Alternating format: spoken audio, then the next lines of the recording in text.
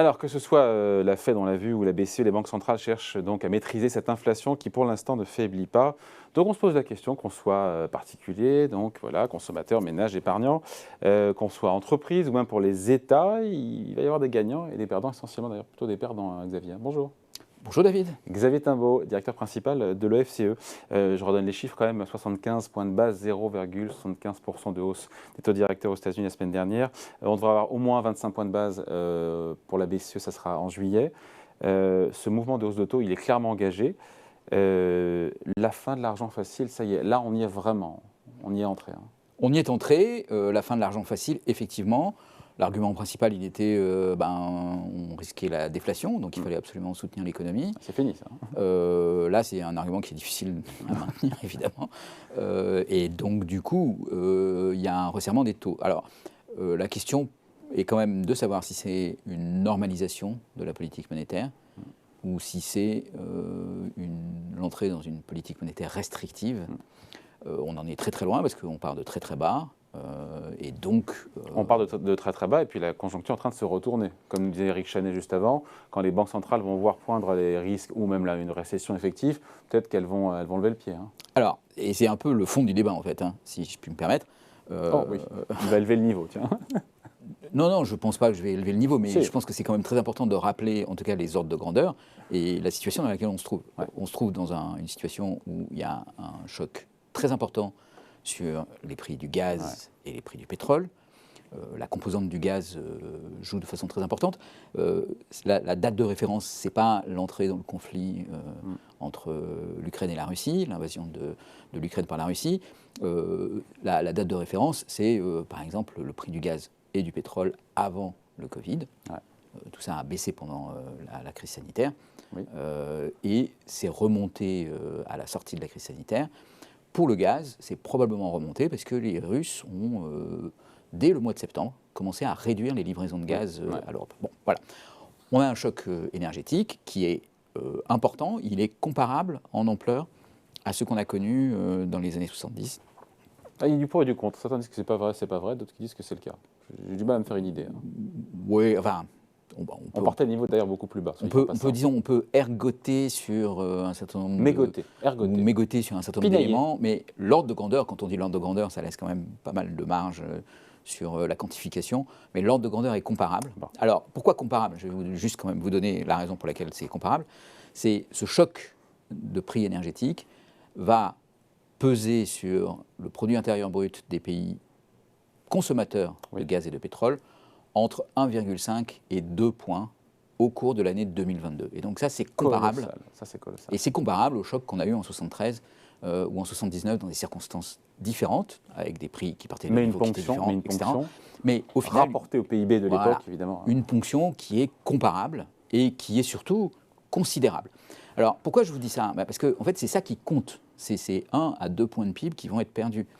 La hausse de 75 points de taux par la Réserve fédérale américaine, si on l'analysait seule, et si on regardait ce que ça fait sur l'économie américaine, ce qu'on peut attendre sur l'économie américaine en 2022, à cause simplement de cette hausse, en enlevant tous les autres facteurs, on aurait un effet... C'est le cumul en fait. Oui, mais on aurait un effet qui serait en gros de 0,1 point de PIB. Ouais, c'est-à-dire on voit la différence entre 10 et 20 fois moins que ce qu'on attend... Sauf que c'est une première hausse de taux, d'autres vont suivre dans non, mais le d'accord, prochain. Mais bon, même si on avait 1,5 point de hausse au cours de l'année 2022... On aura plus. Hein. C'est beaucoup. Sur les taux directeurs, vous verrez qu'en fin d'année, manifestement, on sera au-delà de 3 sur les taux directeurs, en partant de 0,5, je crois. Ça nous fait quasiment 2,5. Hein. On verra à la fin de l'année. Mais si on a des hausses de ce genre-là, on ne peut pas attendre des effets sur la croissance qui soient au-delà de 0,25 points de PIB. Donc, sur les gagnants et les perdants, juste. Donc, oui, mais alors, oui. Tout ça pour vous dire... Pardon de très terre à terre, hein. Je sais que vous voulez élever le niveau. Je sais bien, mais voilà, c'est aussi une des raisons pour lesquelles les banques centrales ne vont pas trop remonter les taux. Ouais. C'est parce qu'il y a ce puissant effet récessif qui est en marche, en route. Lié à la crise de l'énergie. Lié à la crise de l'énergie, et du coup, qui fait que l'inflation qu'on observe, qui est liée par un effet direct des prix de l'énergie, puis un effet de deuxième tour qui vient se renforcer, va être combattu tout seul par l'effet récessif qui va venir ralentir l'effet de second tour. Et donc, en fait, ce que font les banques centrales aujourd'hui, c'est plutôt qu'elles envoient un signal et qu'elles disent on n'est pas, sans aucune action sur l'inflation. Et donc, si vous vous posez la question de savoir ce qui va se passer à moyen terme, sachez qu'on est attentif à l'inflation. Mais dans le court terme, c'est-à-dire jusqu'à la fin de l'année, ce qui est un court terme assez long, ce n'est pas les banques centrales qui vont piloter la lutte contre l'inflation. La lutte contre l'inflation, elle va être pilotée par ce qui se passe sur les prix de l'énergie, qui est le facteur premier. Et le deuxième facteur, c'est les effets induits de cette hausse de l'énergie, c'est-à-dire la partie récessive. Ouais. Et donc, du coup, elles vont rester très modérées. Et quand on parle des gagnants et des perdants, j'ai bien compris que c'était votre question. Oui, c'est celui du jour. Mais la question est une question excellente, mais qu'il faut quand même replacer dans un contexte, parce que... Non, mais pour les épargnants, allez, on y va. Pour les on discute du fond du verre, et pas de ce qui va le remplir, là. Ah ouais. Ok, alors, pour les épargnants, qu'est-ce que ça va changer? Pour les épargnants, on se dit que peut-être seulement pour eux que c'est une bonne nouvelle. Quand on a une assurance vie, un livret A, tout ce qui est à base de taux d'intérêt, si les taux montent, c'est meilleur. Quand on est épargnant, vous me direz, il faut voir l'inflation, et si tout ça est rogné par l'inflation... Alors, pour les épargnants, si on regarde que la hausse des taux d'intérêt, c'est sûr qu'ils vont gagner quelques dizaines de points de base de rendement, peut-être 1 point, peut-être 1,5 point, peut-être 2 points. Donc on peut se dire, c'est quand même beaucoup, surtout qu'on part de niveaux de rémunération qui sont très faibles. Ok, sans doute. Si on regarde l'impact global de la hausse des prix de l'énergie, de l'inflation et de la hausse des taux d'intérêt, on va être quand même dans une situation où les taux d'intérêt réels sur l'épargne vont baisser et vont devenir sur les franchement... Sur les produits de taux. Oui, enfin, en tout cas... sur les marchés actions, pour l'instant, on est à moins 18. Donc, quoi qu'il en soit, moins 18, moins 5 d'inflation. Mais on va en parler parce que c'est important, les actions. Mais en tout cas, sur les produits taux, donc une baisse du rendement réel plutôt importante. Qu'est-ce que ça veut dire pour ceux qui empruntent? Parce qu'on pourrait se dire, quand les taux réels sont très bas, c'est bon pour les emprunteurs. Alors, pour les emprunteurs, oui, la question est intéressante. Pour eux, la vraie question, c'est de savoir qu'est-ce qui va se passer dans le futur. Parce que si l'inflation redescend et qu'ils empruntent aujourd'hui pour un ménage à 2,5, 3% pour une entreprise. Oh, à 3% pour un ménage, disons, ça fait longtemps que c'est moins que ça aujourd'hui pour les ménages. En crédit IMO, je parle en crédit immobilier. Mais moi je vous écoute, David, vous avez dit les taux directeurs à la fin de l'année, ils sont à 3% aux États-Unis.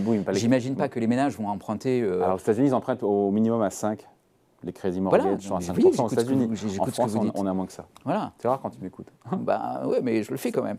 Donc voilà, et donc pour eux, le problème c'est que si ce pic d'inflation vient à disparaître dans les trimestres qui viennent, et c'est ce que cherchent les banques centrales en fait, revenir à une cible d'inflation normale. Emprunter aujourd'hui à 3%, à 4%, à 5% comme aux États-Unis, ça risque de vous condamner pendant la durée de cet emprunt à des taux réels qui, eux, peuvent être élevés. Alors, ils sont bas la première année ou la deuxième année, mais ensuite, ils deviennent élevés. Je veux dire, dans cette situation, l'incertitude n'aide personne, en fait. Vous voyez, c'est un peu pour ça qu'il n'y a ni gagnant ni perdant. C'est parce qu'on est dans une situation d'incertitude dans laquelle on cherche à ramener l'inflation à sa tendance de long terme. Et donc, dans ce genre de situation, c'est très difficile. Il y aura des gagnants et des perdants au bout du compte, mais dire aujourd'hui qui vont être les gagnants ou les perdants, qu'est-ce qu'il faut faire pour être plutôt dans le camp des gagnants ou des perdants, ça suppose de savoir lire avec précision l'avenir, mais précision, c'est-à-dire connaître vraiment la chronique à la fois de la hausse des taux d'intérêt, de la hausse de l'inflation, et sa chronique sur une période de temps assez longue, pour pouvoir faire l'analyse et dire qui va gagner, va perdre. Il est probable que tous ceux qui vont trop jouer, en l'occurrence, risquent fort de s'exposer et donc de perdre. En tout cas, le renchérissement des coûts d'emprunt, on se dit que c'est pas bon pour la consommation, donc quoi qu'il en soit, ça pénalise la consommation. Ça. Voilà, alors après, ça va quand même surtout jouer de ce point de vue-là. sur les marchés d'actifs. Ouais. Donc, vous avez parlé des actions, et là, on voit un effet direct et immédiat, parce que la remontée des taux réels sur les marchés actions, elle change le modèle de valorisation des actions, et donc elle conduit à faire baisser très mécaniquement, en fait, la valeur des actions. Si l'inflation monte plus vite que les taux d'intérêt réels, pour le coup, ils sont encore plus en territoire négatif. Oui, alors, pardon de sauf contredire. Que pour les actions... J'aime pas le contredire. Ce que chacun anticipe, c'est une remontée à moyen terme du taux réel. C'est-à-dire qu'on va sortir d'une phase de taux réel très bas, voire négatif, pour aller vers une normalisation de ces taux réels et avoir à nouveau aussi une courbe des taux et une valorisation des risques qui vont faire que les taux d'intérêt réels vont remonter, en particulier pour les classes d'actifs risquées, et que ça, un peu mécaniquement, ça abaisse les valorisations. Et puis il y a un autre marché dans lequel ça va jouer beaucoup et qui concerne beaucoup de gens, c'est le marché immobilier, où là, la remontée des taux d'emprunt, qui elle est aussi quand même très mécaniquement liée à la remontée des taux directeurs, va se traduire par moins de capacité d'emprunt et donc un effet sur les prix de l'immobilier qui peut être compensé un tout petit peu par l'allongement des durées de taux, par la mobilisation d'une épargne. Il y a beaucoup d'épargne par ailleurs, donc ça va un peu contredire ces mouvements, mais en mobilisant l'épargne, en augmentant les apports, en augmentant la durée d'emprunt, on peut un peu compenser l'effet de la hausse des taux. Il y a un petit effet anticipation qui fait que dans les trimestres qui viennent, le marché peut être assez dynamique et sembler résister à tout ça. Mais si on va vers la normalisation et une remontée des taux d'intérêt réels, cette fois-ci, là, on doit s'attendre quand même à une forme de correction correction, le mot est peut-être un peu fort, mais une forme de ralentissement ou d'assagissement sur le marché des actifs, en particulier. On n'a pas parlé, Xavier, des États qui sont endettés. On se dit qu'évidemment, un taux d'intérêt plus élevé, c'est-à-dire qu'une charge d'intérêt à rembourser tous les ans qui va enfler, et donc ça pèsera mécaniquement sur le budget des États. Alors, ça, c'est une question extrêmement importante, parce que en limitant donc les marges de manœuvre budgétaires. Voilà, et en plus, il y a effectivement une boucle de rétroaction très importante par les marges de manœuvre budgétaires, et qui pourrait se traduire par un mécanisme d'austérité induit, un petit peu comme celui qu'on a connu entre 2010 et 2013 ou 2014, au moment de la crise des dettes souveraines en Europe. Et le point encore plus important, c'est dans cette normalisation de la politique monétaire, dans le retour un peu aux habitudes et à la sagesse sur la fin des politiques monétaires non conventionnelles, il y a un risque d'augmentation des écarts de taux entre les pays bien notés et mal notés, en particulier à l'intérieur de la zone euro, où ces classes d'actifs sont extrêmement La BCE va lancer une réflexion pour avoir un mécanisme anti-fragmentation. Voilà, alors elle est même allée assez loin dans les annonces, puisqu'elle a vraiment annoncé qu'elle allait mettre en place des outils. Oui, pour l'instant, sont en état de réflexion. Voilà, on ne sait pas. Voilà. Elle n'a pas été très claire sur les outils, on ne sait pas s'ils sont à l'état de réflexion ou s'ils sont dans un carton et qu'on attend juste de les valider, ou voire même qu'ils sont validés et qu'on attend juste de les rendre publics. Donc il est possible que la Banque centrale puisse aller très très vite, en fait, là-dessus. L'effet qu'a eu cette annonce sur les écarts de taux a été très rapide. Donc, c'est plutôt positif parce que la Banque centrale apparaît crédible pour ça. Ouais. Maintenant, c'est effectivement extrêmement important dans la phase actuelle parce qu'on sait que la zone euro peut conduire à un écartement très très rapide de ces taux, avec des taux qui deviennent très élevés pour certains pays, l'Italie, l'Espagne, le Portugal, qui sont ceux qui sont en première ligne aujourd'hui, avec un risque d'éclatement de la zone euro. Parce qu'à un moment donné, ces pays peuvent décider de dire, en fait, si je capte directement l'épargne de mon pays pour financer ma dette, je peux le faire à des conditions qui sont plus avantageuses, qui veut dire interdire la libre, ou arrêter la libre circulation des capitaux, voire sortir de la zone euro. Donc, cohésion de la zone euro qui est en jeu, etc. Dans le contexte géopolitique aujourd'hui, c'est une importance vitale que la zone euro soit cohérente, qu'elle ne soit pas fragile. Et donc, du coup, la BCE est très attentive à ça. On peut espérer qu'ils ne vont pas se tromper, qu'ils ne vont pas faire de boulettes, mais jusqu'à maintenant, ils ont montré qu'ils étaient extrêmement attentifs à ça. C'est un risque très important, mais qui, pour le moment, n'est pas en train de se réaliser, bien au contraire. Allez, merci beaucoup. Merci. Explication signée Xavier Timbaud, donc économiste, directeur principal de l'OFCE. Merci.